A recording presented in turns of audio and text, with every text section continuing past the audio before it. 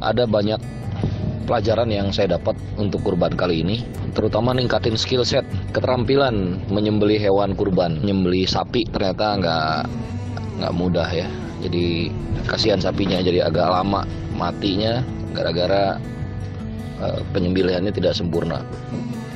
Tapi itu resiko saya coba berani ambil karena saya harus bisa dan saya harus menguasai itu. Hal-hal yang seperti itu tuh yang orang lain nggak berani, itu orang lain nggak tega, tuh saya selalu ambil bagian karena menganggap bahwa keterampilan kecil begini nanti dibutuhkan misalnya dalam keadaan survival gitu ya. Agak sedikit desperate, sayanya sendiri kecewa gitu karena kurang sempurna, tapi pada akhirnya alhamdulillah tidak ada masalah dengan dagingnya, sebagaimana banyak cerita-cerita yang diungkap kalau penyembelihan tidak sempurna maka dagingnya nggak enak lah apalah gitu. Sementara saya di teknologi industri pertanian tuh belajar lah apa itu rigor mortis gitu ya. Jadi belajar juga mengenai daging. Mengenai ibadah kurban itu ada banyak hal yang bisa kita ambil hikmahnya ya, atau ambil pelajaran. Yang pertama tentu saja spirit untuk berbagi. Dulu semasa saya masih belajar agama ya, saya penganut aliran Islam yang lebih ke purifikasi gitu ya, pemurnian. Kalau sekarang orang bilang salaf. Dulu saya sering baca namanya buku-buku Tuan Guru Hasan dari Persatuan Islam Bandung. Nah, saking gandrungnya dengan buku-buku tersebut, jadi saya lanjutkan lagi dengan baca-baca seperti Bulughul Maram. Karena kesukaan membaca itu dan karena suka debat masalah fikih gitu, maka saya melanjutkan pesantren tuh. Tapi sayangnya memang pas di SMA itu bukan pesantren fikih, tapi pesantren akidah akhlak aja. Jadi pengantar aja karena memang didesain seperti itu. Nah, pas kuliah saya perdalam lagi dengan pesantren mahasiswa. Penduduk kampung tersebut sebenarnya agak terganggu dengan perilaku beragama saya ini ya, di kampung saya itu. Contoh misalnya waktu ayah saya meninggal, kami tidak ada tuh kegiatan tiluna, tujuhna gitu yang merayakan kematian orang-orang yang habis meninggal itu ya. Bahkan saya memimpin pemakaman ayah saya itu pas SMA kelas 2 kan. Itu benar-benar nggak ada pengalaman sama sekali, tapi saya harus memaksakan diri untuk terlihat berwibawa gitu. Dan orang-orang sepertinya takut salah dengan apa yang mereka lakukan, tapi saya memimpin dan mereka ya mengikuti, cuman ya banyak yang membicarakan di belakang gitu. Ketika orang menyerukan azan itu kan biasanya ada bedug tuh. Saya nggak percaya dengan bedug, jadi saya azan aja sendiri tanpa bedug, sehingga membuat heboh orang-orang itu. Kenapa kok si Mumu, manggilnya kan saya tuh Muhammad si Mumu, kenapa nggak pakai bedug? Jadi bahan pembicaraan orang lah waktu itu. Nah, berjalannya waktu saya mencoba mencari titik temu hal-hal yang tidak membuat konflik. Misalnya kalau azan saya tidak pas maghrib, tapi zuhur dan asar. Kebetulan saya kan memang pada waktu itu kan tidak bekerja kan, masih sekolah. Jadi pas saya di kampung saya azan zuhur sama asar. Saya nggak menabuh bedug, saya azan saja. Dan orang pada waktu itu kan tidak ada azan. Dan orang-orang pada waktu itu sebagian tuh memuji langkah saya karena memang tidak kebiasaan di kampung yang tidak ada azan itu karena tidak ada resources, tidak ada orang gitu. Saya mengisi, sehingga membuat hangatlah suasana zuhur dan asar kan. Di kampung nggak ada. Yang biasanya saya pakai celana panjang pada saat sholat, saya berusaha pakai sarung untuk tidak berbeda. Orang-orang di sana, orang-orang kaya di sana, mereka membangun rumahnya bagus-bagus, ya, melakukan hajatan-hajatan yang mewah. Kami tidak. Kami tapi melakukan kurban secara rutin. Kurban domba sampai kurban sapi. Sampai akhirnya kayak kemarin itu sudah berlangsung berkali-kali ada orang yang percaya untuk membagikan hewan kurbannya lewat keluarga kami, itu lewat kenalannya ipar saya, Mas Budi. Dan itu menjadi berkah ya teman-teman. Jadi perbedaan-perbedaan itu mulai tertutupi oleh hikmahnya kurban. Karena dianggap mungkin dalam persepsi mereka bahwa keluarganya Mumu, keluarganya Bu Titin ini, keluarganya para Soma almarhum yang di Purwakarta, ini cukup mau berbagi gitu. Ya itu hikmah saya yang kedua ya di kampung saya. Jadi apa istilahnya, kurban itu meniadakan perbedaan atau mengurangi rasa suuzon dengan kita berbagi. Alhamdulillah ibu saya di kampung walaupun mampu tidak pernah kelihatan mewah-mewahan, tidak pernah kelihatan unjuk harta berlebihan gitu ya. Sangat sederhana. Kalau dia mau sebenarnya bisa, tapi dia tidak menunjukkan itu, dan selalu kita mengupayakan kurban setiap tahun ya dengan anak-anaknya gitu. Ya alhamdulillah seperti tahun-tahun kemarin ini ada 2 sapi terus, sehingga bisa lebih banyak lagi. Nah teman-teman yang mau berbagi di kampung saya boleh tuh, sekalian promote. Ya dagingnya nggak kami makan juga ya, maksudnya sebagian ya kami makan, tapi memang lebih banyak untuk orang-orang yang di sekitar kami lah. Dan kebanyakan mereka memang jarang mengkonsumsi daging ya. Ini kebanyakan orang-orang nggak mampu di sekitar kampung saya itu. Pelajaran berikutnya adalah jelas tauhid ya. Kepercayaan tinggi kepada Tuhan Yang Maha Esa, kepada Allah Subhanahu wa taala. Bagaimana tidak teman-teman, kurban itu ibadah yang menghilangkan nyawa hewan-hewan ternak kan. Ada aktivitas penyembelihan, dan kalau kita lihat kepercayaan-kepercayaan masa lampau itu suka ada yang melibatkan penghilangan nyawa itu. Nah di Islam ternyata ritual ini disyariatkan ya, dengan cerita mengenai Nabi Ibrahim alaihissalam dan Nabi Ismail alaihissalam ya, sehingga kita bisa memahami ya secara spiritual berarti ada yang sangat diagungkan, ada yang sangat dibesarkan oleh kita, sampai kita berani menghilangkan nyawa makhluk hidup yang lain untuk sesuatu yang agung ini, yaitu Allah Subhanahu wa taala, itu Tuhan Yang Maha Esa. Artinya teman-teman, bisnis kita, keluarga kita, ya hal-hal yang kita cintai di dunia ini sebenarnya itu tidak boleh mengurangi kecintaan kita kepada Tuhan. Tidak boleh mengalahkan keagungan Allah atau ketinggian kita kepada tauhid. Karena kita bisa sampai berbuat seperti itu untuk sesuatu yang agung tadi. Itu yang saya maksud dengan tauhid tadi. Jadi keesaan Tuhan. Nah, di Islam itu namanya keagungan Allah itu tidak tergantikan teman-teman. Cek aja ya. Ini mohon maaf bagi non muslim ya. Statement untuk masuk Islam ya. Itu ada 2 syahadat, syahadatain ya. Pertama itu mengakui keesaan Tuhan, la ilaha illallah, menegasikan semua ilah. Ilah itu kecenderungan. Ilah itu sesuatu yang mempengaruhi kita. Bisa pekerjaan, bisa istri, bisa bisnis. Ilah itu macam-macam, bisa uang, bisa kekuasaan, bisa posisi di organisasi, itu ilah. Bisa games ya. Ada orang yang kerjaannya main game terus sampai mempengaruhi kehidupan dia. Nah, la ilaha illallah, kecuali Allah Subhanahu wa taala. Jadi Anda harus cenderung kepada Allah, karena nggak ada yang kecenderungan lain kecuali kepada Allah. Nah, yang statement yang kedua, wa asyhadu anna Muhammadan abduhu wa rasuluh, wa asyhadu anna Muhammadar Rasulullah, yaitu mengakui bahwa Rasulullah SAW adalah pesuruhnya, hambanya dan pesuruhnya, sebagai utusannya atau the messengers.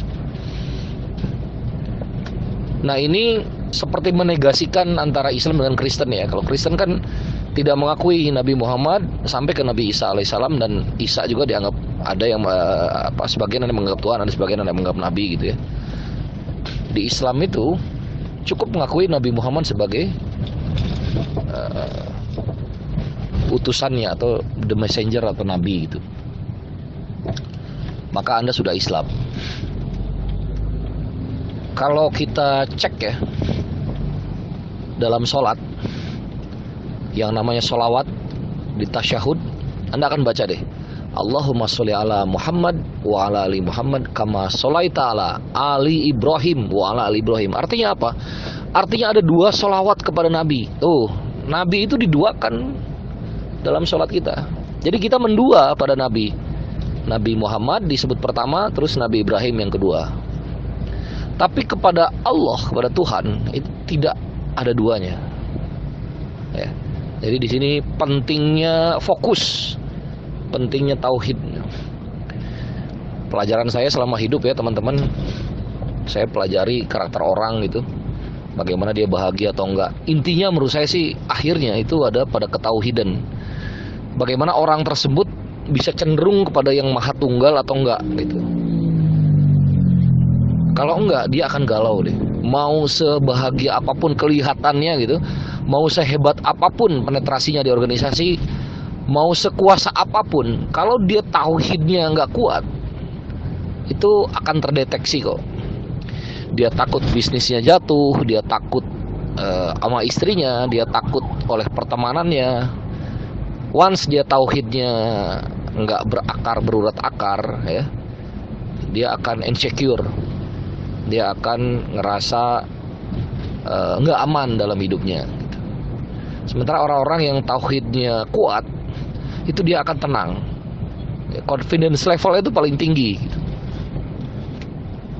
Nah teman-teman yang non muslim silakan ditafsirkan dengan apa, disesuaikan ya. Mudah-mudahan bisa lebih universal nih apa yang saya sampaikan gitu. Selain spirit berbagi, yang kedua tauhid, yang ketiga menurut saya adalah mengajari hidup sederhana ya. Anda kalau terbiasa kurban ya, Anda akan berpikir tuh punya mobil atau punya rumah atau punya pakaian yang mewah tuh, Anda akan berpikir beberapa kali. Karena apa? Sayang dong, mendingan buat kurban ya kan. Mendingan buat orang-orang, buat kurban, karena pahalanya dapet ya, spirit berbaginya dapet, terus itu lebih bermanfaat dibanding kita mengoleksi collectible items yang mahal-mahal gitu.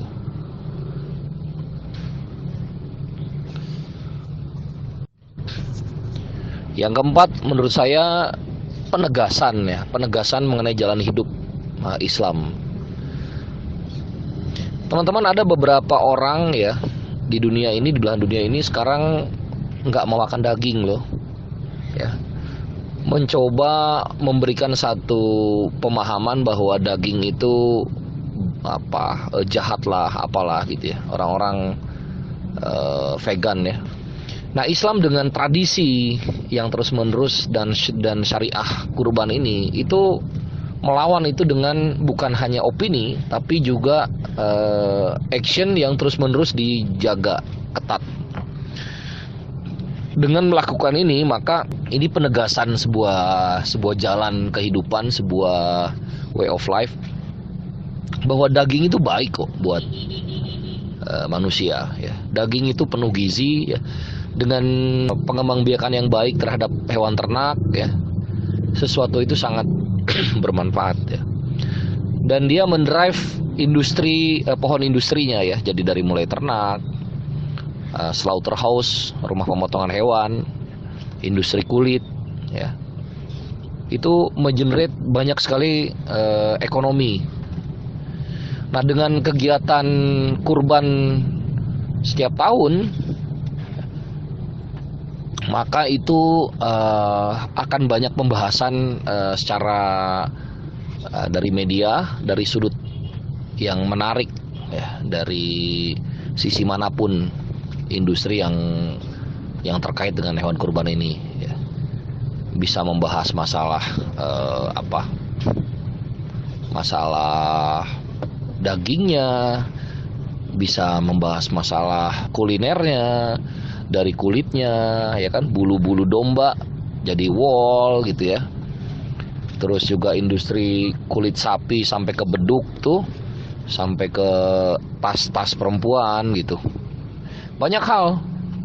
Jadi penegasan terhadap satu sistem kehidupan gitu oleh Islam. Karena ini kebanyakan sekarang ini menurut saya ada orang karena nggak beragama ya, karena nggak menolak mengenai agama, terus muncul spiritualitas baru yang menurut saya malah berlebihan ya, berlebihan dan cenderung menurut saya partial thinking terhadap sistem kehidupan,